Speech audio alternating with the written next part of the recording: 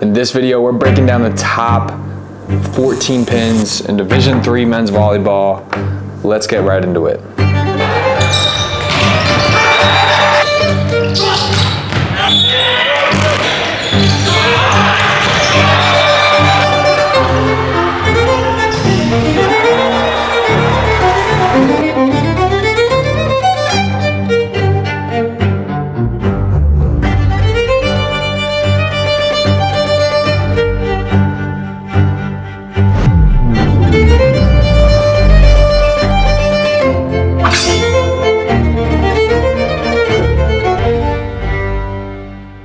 At this point in the season, we're at a good place where it feels like the season's wrapping up, but also there's plenty of volleyball, important volleyball left to play. Conference play wrapping up, conference championships right around the corner, and the NCAA tournament rounding out the season in April.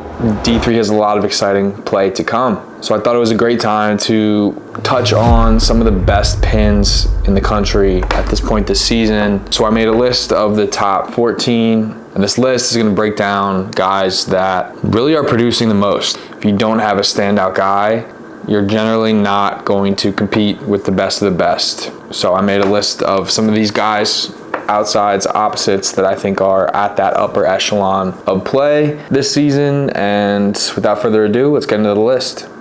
At number 14 from Springfield College, we have Jake Deslauriers, a junior 6'1" outside hitter, having a really solid season, hitting .419 on the year, 130 kills, 29 aces, and 3.25 points per set.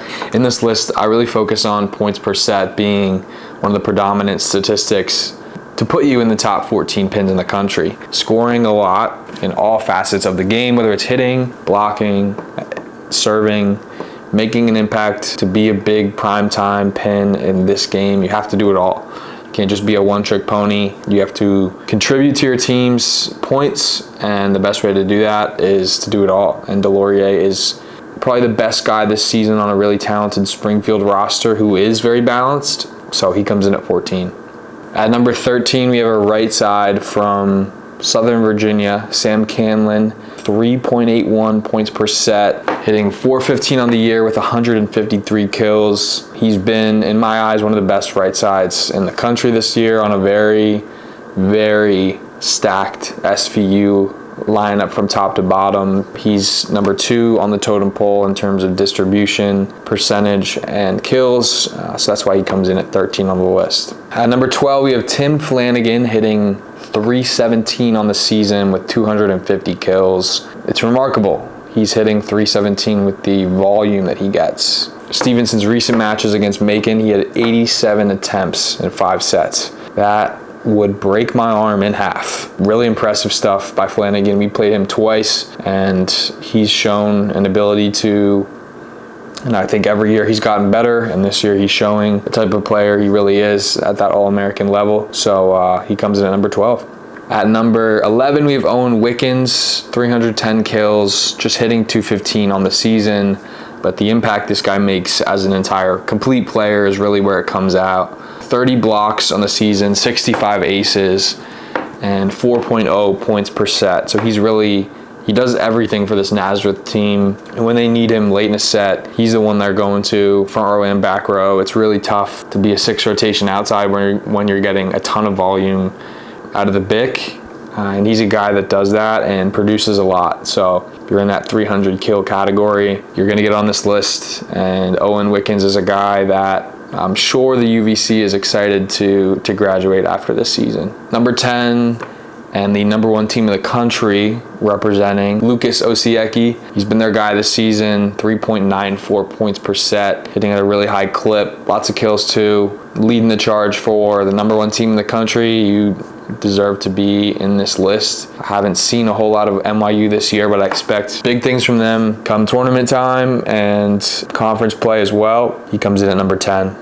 Number 9 on the list, we have a right side from Marymount University, Diego Pena. If you watch this channel, I'm sure you see a ton of him. 3.5 points per set, 225 kills in the season, hitting 300 with 16 aces. He's been Marymount's workhorse this year, and regardless of the opponent, has put up really high quality numbers and has been dominant no matter what he's been called to do, primarily in that right side slot, occasionally stepping into that 6-2 setter role as well. It's really tough to hit a high percentage when you're a 6 rotation right side, getting a lot of D balls, just the same way it is for an outside, getting a lot of back row attacks. To hit over 300 with the amount of volume he gets on the right side, he's one of the best in the country, and he's played like it all year. At number 8, we have Alex Kagoro from Messiah University, another 300 kill cat with 309 kills in the season, hitting 290 hitting percentage, but contributing a lot with 4.6 points per set on a Messiah team that has been trending up and up and up as the season goes along. They've beaten big teams, they've showed up in big moments, and I think they've overperformed to what the expectation was coming into the season.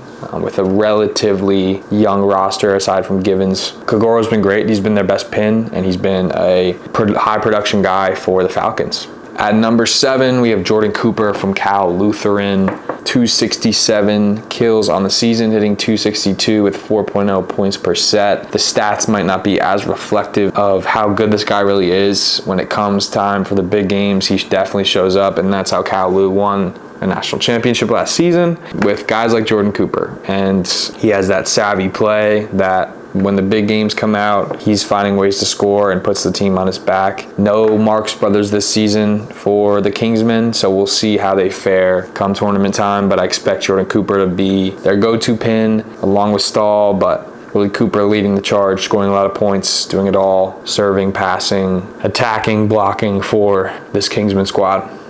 Josh McClellan is next on the list at number 6 from Aurora, 4.4 points per set, hitting 311 on the year with 288 kills. Those numbers are legit, and if you're on a team that's top 10, producing that high quality, you're a guy to pay attention to. Like I said, I haven't seen a whole lot of Aurora. We haven't played them at this point in the year, but I'll be tuning into them as they advance to the postseason, and you should definitely keep an eye on McClellan as Aurora goes forward. Next up, we have an outside from Carthage, Owen Otto, 4.26 points per set this season, hitting 319 with 256 kills on the year. Another really quality Midwest team this season, Carthage, who's played pretty solid all year long. Owen's been their go-to guy. He's been their stud. Another great year, as he had a really solid season last year as well, coming in at number 5 on the list.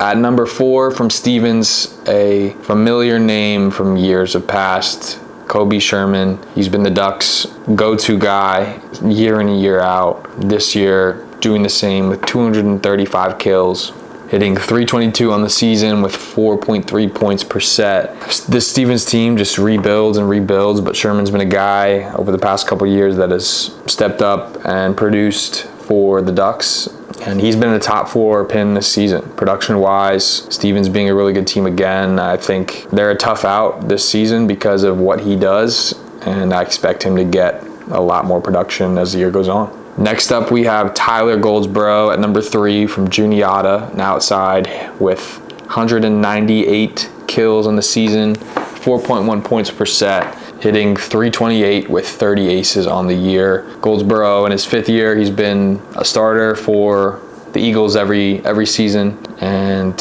he's a really tough outside in this league. He just does it all. He can make an impact on the game in a lot of ways, and this Juniata team is tough. I know they got swept by SVU. I expect them to compete hard as the season goes on. I expect them to ride the back of Goldsboro heading into the tournament. Juniata distributes the ball well, so his numbers don't look the same as some of these other guys, but he is definitely their go-to player and top 3 guy on this list for sure. At number 2, we have Jared Piantowski from Misericordia, 443 kills on the season, hitting 295 with 5.2 points a set and 80 blocks. His impact is huge for Misericordia. They are an up and down team depending on the Piantowski performance. If he's on fire, look out. If he's struggling, you have a shot, but they're still pretty tough across the board with the rest of their guys. Again, a right side that gets a lot of production and a lot of reps out of that D-ball, which is tough to score and keep that hitting percentage above 300. But with 400 kills, as predicted going into the season, I knew he was going to be a top top 2, top 3 player, and he's shown it in a really strong senior campaign for Piantowski. The number 1 player in the country still remains Christian Schaefer, 235 kills this season, 5.1 points per set, hitting .454 on the year. He does it all. He continues to showcase his ability on a really good SVU team, but he's clearly that top dog. SVU is my pick to win it all this season. I think the way they've looked against a really good competition has showcased how deep they are at every position. They're really solid, senior-laden team, and that's led by Schaefer and everything he's done for the Knights. So look to see him close out the year really strong, and we'll see how far this SVU team goes come tournament time. But this is my list of the top 14 pins in the country.